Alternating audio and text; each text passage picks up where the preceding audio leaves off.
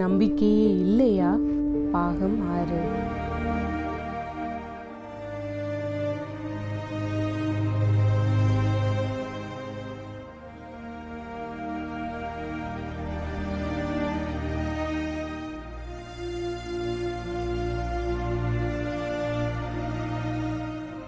தேவனாக இயேசு இந்த பூமியில் செய்த அற்புதங்கள் பரலோகத்தில் கிறிஸ்தவர்களுக்கு அவர் செய்ய போகிறவைகளுக்கு நிழலானதாகவும் பரிபூரணமானதாகவும் இருக்கிறது.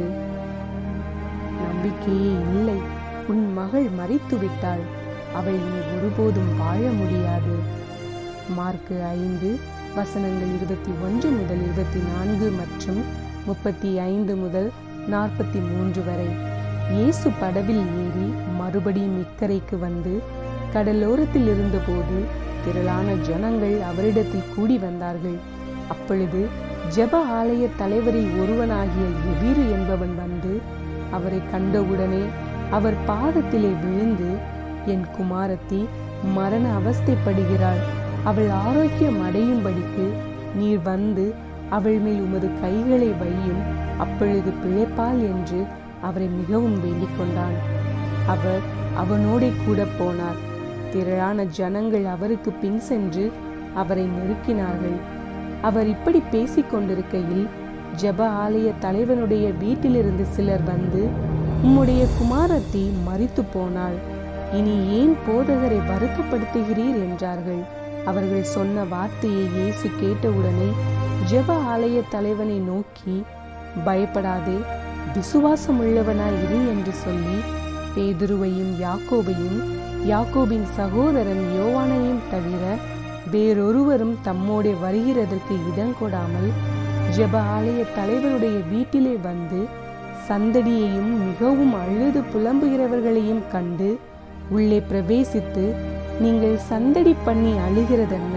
பிள்ளை மரிக்கவில்லை, நித்திரையாய் இருக்கிறாள் என்றார். அதற்காக அவரை பார்த்து நகைத்தார்கள். எல்லாரையும் அவர் வெளியே போக பண்ணி பிள்ளையின் தகப்பனையும் தாயையும் தம்மோடே வந்தவர்களையும் அழைத்து கொண்டு பிள்ளை இருந்த இடத்தில் பிரவேசித்து பிள்ளையின் கையை பிடித்து, தலித்தாகுமே என்றார். அதற்கு, சிறு பெண்ணை எழுந்திரு என்று உனக்கு சொல்லுகிறேன் என்று அர்த்தமாம். உடனே சிறு பெண் எழுந்து நடந்தாள். அவள் 12 வயதுள்ளவளாய் இருந்தாள். அவர்கள் மிகுந்த ஆச்சரியப்பட்டு பிரமித்தார்கள். அதை ஒருவருக்கும் அறிவியாதபடி அவர்களுக்கு உறுதியாக கட்டளையிட்டு அவளுக்கு ஆகாரம் கொடுக்கும்படி சொன்னார். நம்பிக்கை இல்லாத அனைவரும் இயேசு கிறிஸ்துவிடம் இன்றே வாருங்கள் என்று தேவன் வருந்தி அழைக்கிறார். மறுபடியும் பிறந்த கிறிஸ்தவர்கள் பாவங்களில் இருந்து உடனடி மன்னிப்பை பெற்றிருக்கின்றனர். அவர்கள் பரலோகத்திற்கு எடுத்துக்கொள்ளப்படுவோம் என்று நிச்சயத்துடன் இப்போது காத்திருக்க முடியும். அங்கே நம் வேதனை மற்றும் நோய்கள் முற்றிலுமாக குணமாக்கப்படும். பரிபூரண மகிழ்ச்சி, பரிபூரண சரீரம், பரிபூரண உறவு மற்றும் முடிவில்லாத பரிபூரண அன்பு.